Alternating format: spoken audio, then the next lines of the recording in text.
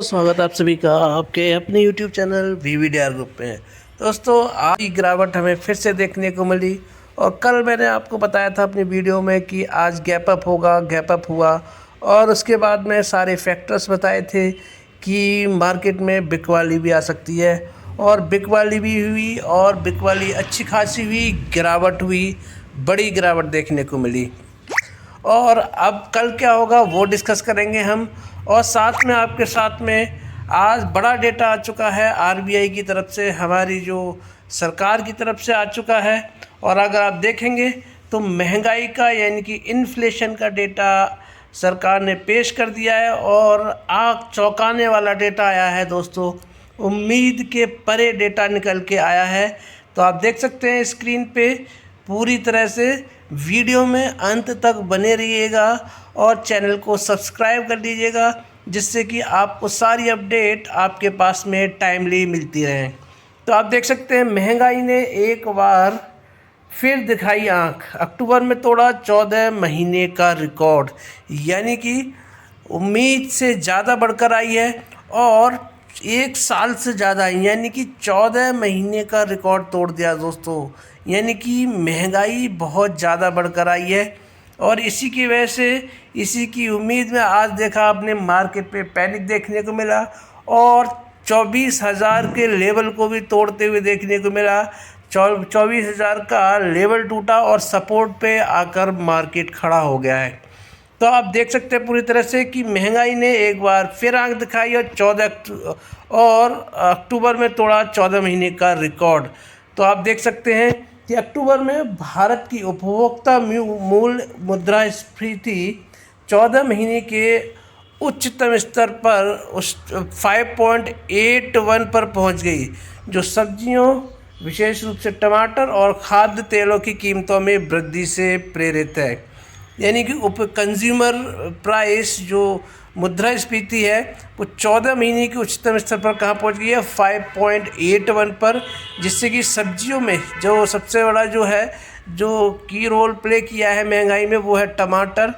और जो edible oil है उनकी रेट में, उनके प्राइसेस में जो तेज़ी हुई है उसकी वजह से सारा फ़र्क पड़ा है। हाल फिलहाल में आपने देखा होगा कि रिफाइंड, सरसों का तेल, इन सब में बहुत ही बड़ी तेज़ी देखने को मिली थी।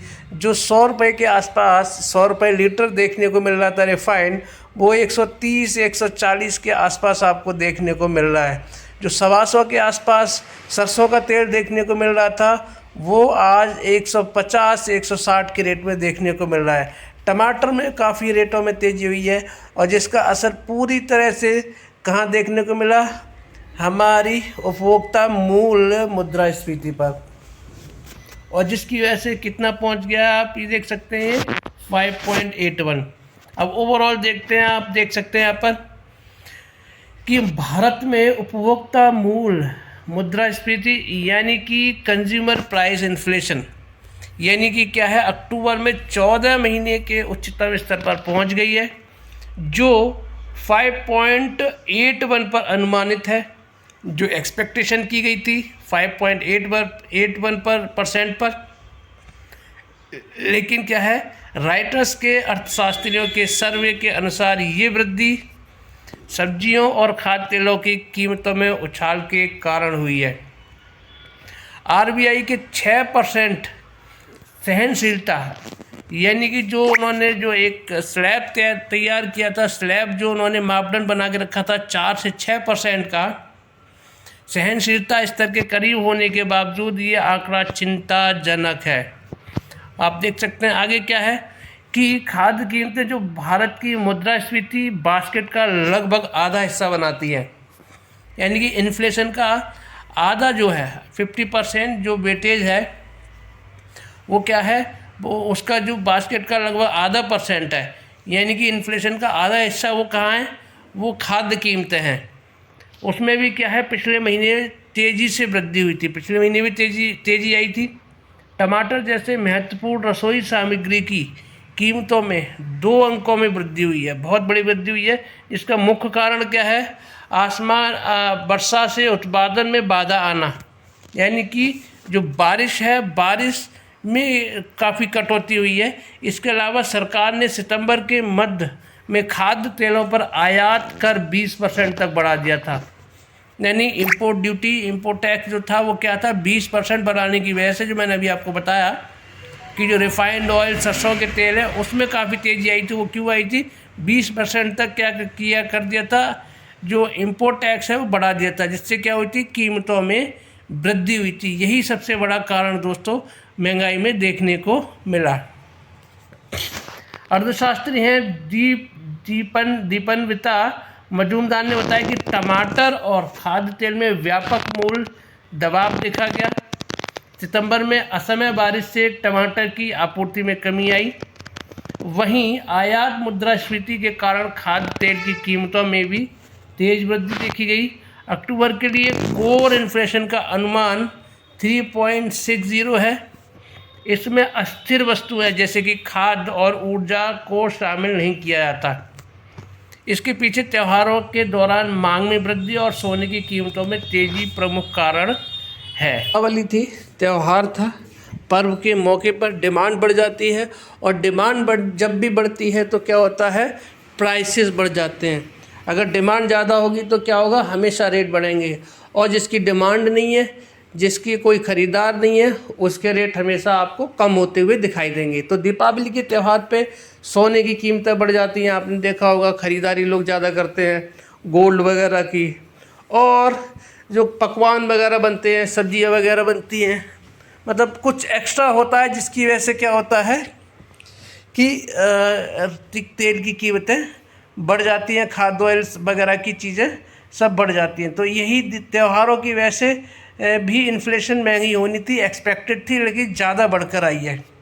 तो वहीं पे बता दें कि भारत में उपभोक्ता मूल्य सूचकांक यानी कि CPI इन्फ्लेशन पर आधारित वार्षिक खुदरा महंगाई दर सितंबर में भी बढ़कर आई थी, 5.49 हो गई थी। पहले भी बढ़कर आई थी, जो अगस्त में 3.765% थी, यानी कि 3.65% थी अगस्त में, और सितंबर में कितनी होगी, 5.49 हुई। ये दिसंबर 2023 के बाद की सबसे अधिक खुदरा महंगाई है। जब ये 5.69 पर थी, जब ये 5.69 पे थी तो क्या थी कि दिसंबर 2023 के बाद में क्या थी, सबसे अधिक थी। हालांकि ये दर, महंगाई दर भारतीय RBI के 2 से 6 के मध्यम अवधि के लक्ष्य के भीतर ही है। RBI के गवर्नर जो हैं शक्तिकांत दास ने मुद्रास्फीति में वृद्धि के जोखिमों पर प्रकाश डालते हुए कटौती की उम्मीदों को कम कर दिया है, यानी कि इंटरेस्ट रेट को क्या है, अभी पूरी तरह से नकार दिया है। अभी कोई भी रेट कट होने के चांसेस नहीं है। हालांकि एक अन्य सर्वे के अनुसार RBI दिसंबर में रेपो रेट यानी कि रेपो दर में 25 बेसिस पॉइंट की कटौती कर सकता है। दिसंबर में ऐसी उम्मीद जताई जा रही है कि जो 25 बेसिस पॉइंट से, अभी अमेरिका ने 50 बेसिस पॉइंट से किया था, फिर उसके बाद 25, और अब क्या है, वो क्या है, यहाँ पर भी पहली बार 10-12 महीने के बाद में क्या हो सकता है, 25 बेसिस पॉइंट की कटौती कर सकता है, ऐसी उम्मीद जताई जा रही है। लेकिन अभी जिस तरह से महंगाई बढ़कर आई है उस तरह से कहना असंभव होगा। तो आप देख सकते हैं डॉलर, तो ये वाली न्यूज़ आपको मैंने बता दी कि महंगाई दर बढ़ने से क्या है, आज पूरा असर देखने को मिला, और आज काफ़ी तरह से आप देखेंगे तो उसका मार्केट ने उसको हजम भी कर लिया है, आज की महंगाई की गिरावट को। तो अब क्या है कि कल क्या होगा, कल के हालातों पे हम नज़र डाल लेते हैं। कल का हमें पूरा जायज़ा ले लेते हैं कि कल क्या हो सकता है। तो कल के लिए सबसे पहली नेगेटिव न्यूज़ डॉलर इंडेक्स से आ चुकी है, 106 पर पहुंच गया था। 103 के बाद में 100, जिस दिन डोनाल्ड ट्रंप की सरकार बनी थी उस दिन 103 की तरफ जा रहा था, फिर उसके बाद में 105 की तरफ जा रहा था, 104.55 था डॉलर, और इसके बाद में डॉलर इंडेक्स कहाँ पहुँचा, 105.55 देखा था कल के दिन हमने, और आज 106 पर पहुँच गया है, 106 के ऊपर पहुँच गया है। और वीक 52 हाई कितना है दोस्तों, 106.52 डॉलर पर पहुंच गया, यानी कि ऑल टाइम हाई के पास में पहुंच गया है। तो यहाँ से हमें क्या है, नेगेटिव देखने को मिल रहा है। लेकिन अगर आप देखेंगे डॉलर कहाँ है, तो डॉलर में डॉलर में गिरावट देखने को मिल रही है। यहाँ पर रुपए ने हमारी क्या की है, रिकवरी की है इंडियन करेंसी ने। तो ये एक कल के लिए हमें एक अच्छा पॉजिटिव साइन देखने को मिल रहा है। लेकिन बॉन्ड मार्केट से देखेंगे तो बॉन्ड मार्केट से अभी भी कोई हमें राहत देखने को नहीं मिल रही है। आप देख लीजिए यूएस का 10 ईयर बॉन्ड यील्ड 4.419 है, 30 ईयर बॉन्ड यील्ड देख लीजिए 4.55, यानी लगभग 1.5% की आपको क्या है, तेज़ी देखने को मिल रही है यूएस के 10 year 30 year 2 year bond yield में। वहीं पे इंडिया के 10 ईयर को देख लीजिए, यहाँ पे भी तेज़ी है लगभग 0.25% की, और 0.2% की लगभग कहाँ है, इंडिया के 2 ईयर बॉन्ड यील्ड में है। तो यहाँ से भी अगर आप देखेंगे तो यहाँ से हमें कोई भी राहत देखने को नहीं मिल रही है। और यहाँ से हमें क्या पता चल रहा है कि यहाँ से साफ साफ देखने को पता चल रहा है कि मार्केट अगर ऊपर जाता है तो सेल ऑन राइज की आपको कल के दिन स्ट्रैटेजी अपनानी पड़ेगी। मार्केट ऊपर जाता है तो बिकवाली करके जाना पड़ेगा, यानी कि 24,000 तक जाने की कोशिश कर सकता है अगर तेज़ी आती है, और 24,000 पे जाएगा तो वहाँ से क्या है, बिकवाली आ सकती है पूरी तरह से। पे जाते ही आप बिकवाली करके जा सकते हैं, यानी कि सेल की पोजीशन बना सकते हैं। और जो मैंने कल आपको लेवल दिया था, क्या लेवल दिया था मैंने सपोर्ट का, मैंने दिया था 23,800 का। तो 23,800 के पास तक आज गया था मार्केट, वो आपके साथ डिस्कस करूँगा। तो कल के दिन जो रेजिस्टेंस बनता हुआ मुझे दिखाई दे रहा है, वो कहाँ दिखाई दे रहा है, वो रेजिस्टेंस बनता हुआ दिखाई दे रहा है ये आपका 24,000 के पास में। तो ध्यान रखिएगा। और सपोर्ट प्राइस क्या रहेगा इसका वो हम डिस्कस करेंगे अभी आगे चल के। कमोडिटी मार्केट को देख लेते हैं। तो कमोडिटी मार्केट में आप देखेंगे गोल्ड में गिरावट देखने को मिल रही है। आप देख सकते हैं यहाँ पर, ये देखिए गोल्ड में गिरावट है, और कॉपर में भी गिरावट देखने को मिल रही है, सिल्वर में तेज़ी देखने को मिल रही है। वहीं पे क्रूड ऑयल से हमें कोई भी बड़ी परेशानी देखने को मिल रही है, हालांकि थोड़ा रिकवर कर रहा है। तो ये रिलायंस के लिए अच्छा पॉइंट भी हो सकता है, पॉजिटिव हो सकता है। और दूसरी बात, रिलायंस के लिए कल के लिए खुशखबरी है कि 2007 का एक केस चला रहा था, 25 करोड़ की पेनल्टी लगाई थी आरबीआई ने। 25 करोड़ की पेनल्टी लगाई थी किसने, आरबीआई ने लगाई थी किस पे, रिलायंस इंडस्ट्रीज़ पे। तो उसको सुप्रीम कोर्ट ने नकार दिया है, और उसके वो एक पॉजिटिव न्यूज़ बन गई है। तो क्या होगा, मुकेश अंबानी के पक्ष में फैसला, यानी कि आरआईएल के पक्ष में फैसला आता हुआ दिखाई दिया है। तो कल इसकी वजह से पॉजिटिव सेंटिमेंट है। तो अगर रिलायंस में तेज़ी आ जाती है तो मार्केट कल वापसी कर सकता है। अब आगे बढ़ते हैं, कहाँ पर, हमने कमोडिटी मार्केट भी डिस्कस कर लिया। अब देखते हैं कि क्रिप्टो करेंसी में बिटकॉइन देखेंगे बड़ी तेज़ी के साथ में, देखिए नए वीक 52 हाई बना चुका है। वहीं पे आप देखेंगे कि बिटकॉइन में तो तेज़ी है, बाकी जो करेंसीज है उनमें हल्की फुल्की यहाँ पे गिरावट देखने को मिल रही है, क्योंकि काफ़ी तेज़ी यहाँ पर देखने को मिली थी। तो मिक्स सेंटीमेंट है, कुछ तेज़ी में है, कुछ गिरावट में है। तो यहाँ पर देखेंगे आप कि यहाँ पर क्योंकि काफ़ी तेज़ भाग चुका है क्रिप्टो करेंसी, तो इसीलिए हल्की फुल्की यहाँ पर क्या देखने को मिल रही है, बिकवाली भी देखने को मिल रही है, कुछ एक में बड़ी तेज़ी भी देखने को मिल रही है। तो यहाँ से भी हमारे लिए कोई भी नेगेटिव न्यूज़ नहीं है। अब देख लेते हैं कि निफ्टी फ्यूचर्स क्या कह रहे हैं। 23,993 पे निफ्टी फ्यूचर्स ने क्लोजिंग दी है, कितने बजे, 3:30 बजे। यहीं पे गिफ्ट निफ्टी कहाँ ट्रेड करता हुआ नज़र आ रहा है, 23,857 पर ट्रेड करता हुआ नज़र आ रहा है। तो 23,857 यानी कि गिरावट के साथ में ट्रेड करता हुआ, और बड़ी गिरावट के साथ में ट्रेड करता हुआ नज़र आ रहा है। वहीं पे यूएस मार्केट को देख लीजिए, यूएस मार्केट भी क्या है, बड़ी गिरावट के साथ में ट्रेड, आधे % की गिरावट के साथ में ट्रेड करते हुए नज़र आ रही है। वहीं पे जो टेक स्टॉक्स के फ्यूचर हैं वहाँ पे भी एक गिरावट देखने को मिल रही है। तो गिफ्ट निफ्टी कहाँ कर रहा है, आप देख सकते हैं ट्रेड अभी 23,857 पे। और वहीं पे इंडेक्स ने कहाँ क्लोजिंग दी है, निफ्टी इंडेक्स ने 23,845, यानी कि मात्र 12 पॉइंट का यहाँ पर हमें देखने को मिल रहा है, क्या तेजी, यानी 12 पॉइंट प्लस देखने को मिल रहे हैं गिफ्ट निफ्टी में। तो यहाँ से क्या अभी समझ में आ रहा है कि मार्केट कल गैप डाउन हो सकता है, गैप डाउन होने के पूरे चांसेस हैं, या तो फ्लैट या फिर गैप डाउन, या अगर पॉजिटिव भी हुआ था तो मुश्किल से हार्डली मुझे पॉजिटिव दिखाई नहीं दे रहा। नेगेटिव मार्केट खुल सकता है, और मार्केट खुल सकता है, मार्केट खुलने के बाद में क्या होगा वो उस चीज़ पे हम अभी डिस्कस करेंगे। तो लेकिन अभी क्या है, यहाँ पर मार्केट के लिए कुछ भी पॉजिटिव दिखाई नहीं दे रहा है। तो कहाँ देखा हमने, डॉलर इंडेक्स से कोई पॉजिटिव नहीं है, बॉन्ड मार्केट से कोई भी पॉजिटिव साइन नहीं है, लेकिन डॉलर की तरफ से डॉलर हमने देखा उसमें गिरावट देखने को मिल रही। रुपया क्या कर रहा है, रिकवर करता हुआ दिखाई दे रहा है। क्रिप्टो करेंसी से कोई पेन नहीं है। और इंडिया विक्स देखेंगे तो यहाँ पे भी क्या है, आपको तेज़ी देखने को मिल रही है। डाउ जोन्स मैंने आपको बता दिया, अमेरिकी मार्केट वो भी तेज़ी के गिरावट के साथ में ट्रेड कर रहा है, तो यहाँ से नेगेटिव सेंटीमेंट देखने को मिल रहा है। अब देख सकते हैं कि आज मूवमेंट क्या रहा। मूवमेंट आप देखेंगे तो वो देखिए 296 पॉइंट की बड़ी गिरावट के साथ में 1.25% के आसपास में गिरावट देखने को मिल रही है। किसमें, निफ्टी इंडेक्स में। और कल मैंने आपको बोला था गैप अप के साथ में खुलेगा, तो गैप अप के साथ में खुला और 24,141 की प्रीवियस क्लोज था। 24,227 पॉइंट के साथ में ओपन होते हुए देखने को मिला। कल मैंने बोला था 80 से लेकर 100 पॉइंट की गैप अप के साथ में खुलेगा, और वैसा ही देखने को आज हमें मिला। और हाई कहाँ लगाया, हाई आज लगाया देखिए 24,242 का, और 23,839 का लो भी लगाया। मैंने बताया था कि 23,000 के लेवल आपको देखने को मिल सकते हैं निफ्टी में।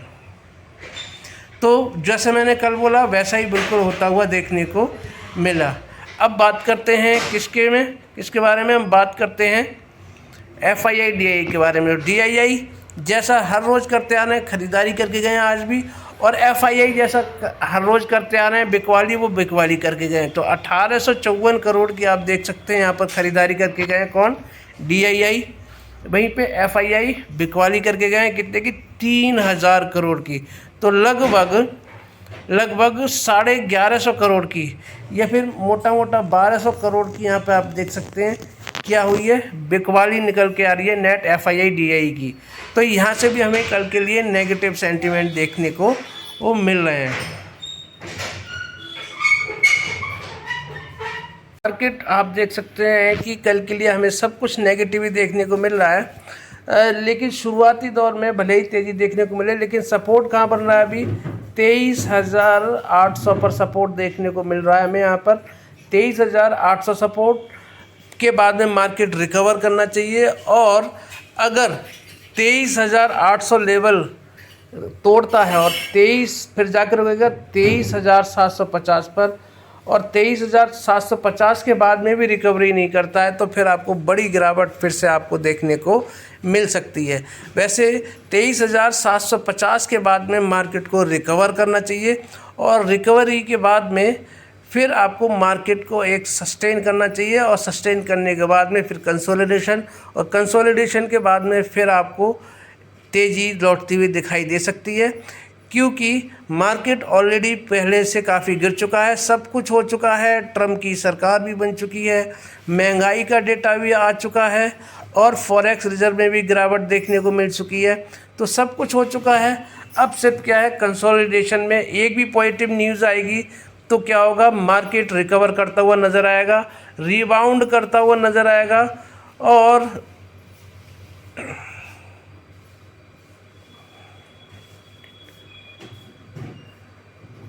ही ओवरसोल्ड चल रहा है दोस्तों, पूरी तरह से ओवरसोल्ड है। तो एक भी पॉजिटिव न्यूज़ आने पर तेज़ी से आपको रिबाउंड करता नज़र आएगा, और एक बड़ी तेज़ी फिर आपको दोबारा से देखने को मिल सकती है। तो ये तो था निफ्टी का। अब बात करता हूँ 5 स्टॉक्स में आज क्या हुआ, जिनका एनालिसिस मैं आपके साथ में हर रोज़ शेयर करता हूँ। ये देखिए, ये मैंने आपको बता दिया है कि कल के लिए भी मार्केट अभी फ़िलहाल नेगेटिव है, और गैप डाउन के बाद में रिकवरी बनेगी 23,800 के लेवल से, और 23,800 का लेवल तोड़ता है तो 23,750 के लेवल से आप बाई की पोजीशन बना करके जा सकते हैं, और उसके बाद में 24,000 के आसपास जाता हुआ दिखाई देता है तो आप बिकवाली करके जा सकते हैं। क्योंकि रीज़न उसका ये है कि बॉन्ड मार्केट में तेज़ी है, बॉन्ड मार्केट में तेज़ी है और डॉलर इंडेक्स में तेज़ी है। तो बॉन्ड मार्केट में अगर गिरावट आती है उसी टाइम आप पोजीशन बनाइएगा। बॉन्ड मार्केट में गिरावट और डॉलर इंडेक्स में अगर गिरावट देखने को मिलती है, बाय की पोजीशन बना के आप जा सकते हैं। अब आपके साथ में शेयर करता हूँ 5 स्टॉक्स का एनालिसिस जो कि मल्टीबैगर रिटर्न दे सकते हैं आगे आने वाले टाइम में, और उनका एनालिसिस देख लेते हैं कि आज उनका पूरा परफॉर्मेंस कैसा रहा। तो आप देख सकते हैं सबसे पहले टाटा पावर।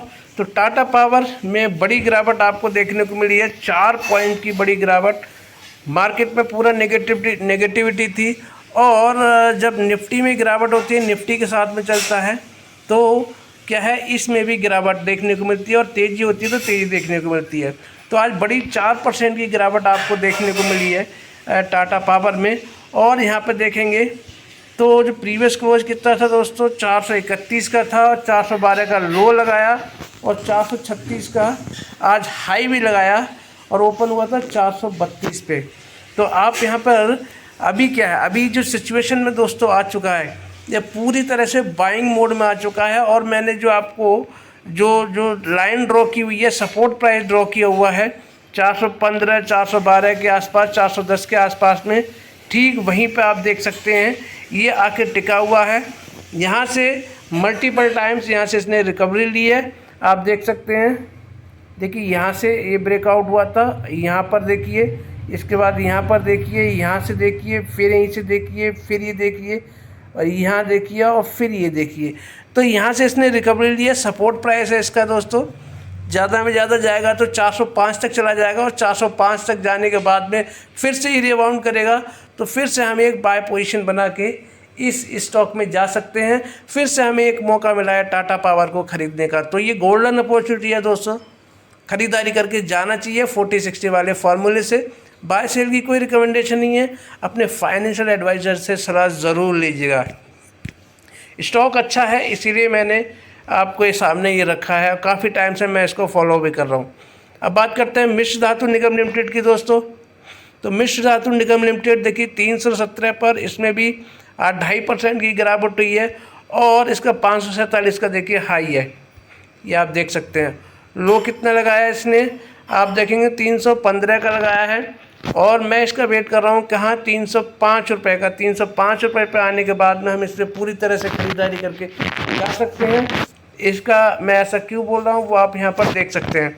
ये देखिए, ये है, यहाँ से इस स्टॉक ने बड़ी तेज़ी पकड़ी थी जब इस स्टॉक में ब्रेकआउट हुए थे। ये देखिए, ये वाली जो नीचे वाली लाइन है, ये 305 रुपये की लाइन है, और यहीं से सपोर्ट प्राइस है, ये बड़ा सपोर्ट है दोस्तों। यहाँ देख लीजिए, यहाँ से देखिए बड़ी तेज़ी पकड़ी थी, और इसके बाद में जो बड़े ब्रेकआउट आए थे इसमें, इसी तेज़ी के बाद में इसने 547 का लाइफ टाइम हाई लगाया था। तो यहाँ पे जैसे ही मिले हम खरीदारी करके जा सकते हैं 40-60 वाले फार्मूले से। स्टॉक में कोई कमी नहीं है, खरीदारी करके जाना चाहिए, बाय सेल की कोई रिकमेंडेशन नहीं है। अब बात करते हैं IRFC फिर से दोस्तों बाइंग जोन में आ चुका है, और इसका ये ट्रेंड रहा है कि जब ये 140 से 150 के लेवल पर जाता है, इसके बाद में इसमें ब्रेकआउट आता है। ब्रेकआउट के बाद में फिर से एक बारी लेवल चेक करता है 140 से लेके 150 के बीच का, फिर इसके बाद में इसमें फ्रेश तेज़ी बनती है। तो आपने देखा था 159 तक गया था, जब ये 140 से अभी रिसेंटली 140 और 150 के बाद में ब्रेकआउट दिया था, तो 159 तक गया, और 159 के बाद में फिर से ही नीचे आया था दोस्तों पिछले ट्रेंड में 140 और 150 के बीच में। तो वो मौका आ चुका है इस स्टॉक में, और अब यहाँ से फ्रेश बाइंग करके जा सकते हैं। और 12 नवंबर का इसमें डिविडेंड भी था, ये देखिए, आज इसकी एक्स डेट थी, लास्ट डेट थी, और इसके बाद में जिनके पास में स्टॉक रहा होगा, होल्ड करके रखा होगा, उनको 80 पैसे प्रति शेयर के हिसाब से उनको पेमेंट IRFC कर देगा। तो ये डिविडेंड है दोस्तों। तो अब इसमें क्या है कि ये भी ठीक, बिल्कुल ठीक लेवल है, यहाँ से हम बाइंग पोजीशन बनाकर जा सकते हैं एक बड़ी तेज़ी के लिए। चार्ट देख सकते हैं आप, आपको दिखा देता हूँ। ये देखिए, ये देखिए, ये देखिए, यहीं से ये बड़े लेवल बने थे, यहाँ के बाद में ये जो तेज़ी आई है ना वो यहीं के बाद में आई है 140 के लेवल पे। और देखिए यहाँ इसी लेवल से इसने तेज़ी पकड़ी थी, यहाँ तक गया था, ये देखिए यहाँ तक गया था ये अभी आपको दिखाता हूँ मैं।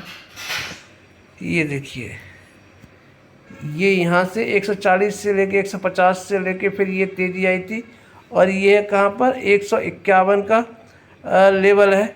और 151 के लेवल के बाद में फिर इसमें देखिए नीचे आया था यहीं पे 140 के पास, 145 के आसपास में जो आप देख रहे हैं। ये अभी करंट ट्रेडिंग प्राइस है, हल्की हल्की रेड लाइन देख रहे हैं आप। और इसके बाद में यहीं से इसने तेज़ी पकड़ी थी, ये आप देख सकते हैं, ये गया है और इसके बाद में इसी करंट प्राइस के आसपास में आया और फिर यहीं से दोबारा तेज़ी पकड़ी है। और अब यहाँ पर आप देख लीजिए, यहाँ पर आया, यहाँ से तेज़ी पकड़ी और वही वाला ट्रेंड यहाँ पर देखिए फिर से आ गया, इसी एग्जैक्टली लेवल पे आ चुका है और यहाँ से फिर से इसमें तेज़ी बननी चाहिए। तो ख़रीदारी का बिल्कुल ठीक समय है, ख़रीदारी करके जाना चाहिए। स्टॉक में कोई कमी नहीं है दोस्तों, दिग्गज शेयर है रेलवे सेक्टर का, क्योंकि ये पूरे रेलवे को फंड सप्लाई करता है, फंड अवेल कराता है। अब आरबीएल बैंक की बात कर लेते हैं, तो आरबीएल बैंक भी फिर से उसी बाइंग जोन में आ चुका है। 158 का लो लगाया है और 164 का हाई भी लगाया है, क्योंकि पूरी मार्केट में ही चौतरफा बिकवाली हो रही है। तो क्या आरबीएल और क्या मिधानी, क्या टाटा पावर, सब में ही बिकवाली होती हुई देखने को मिल रही है।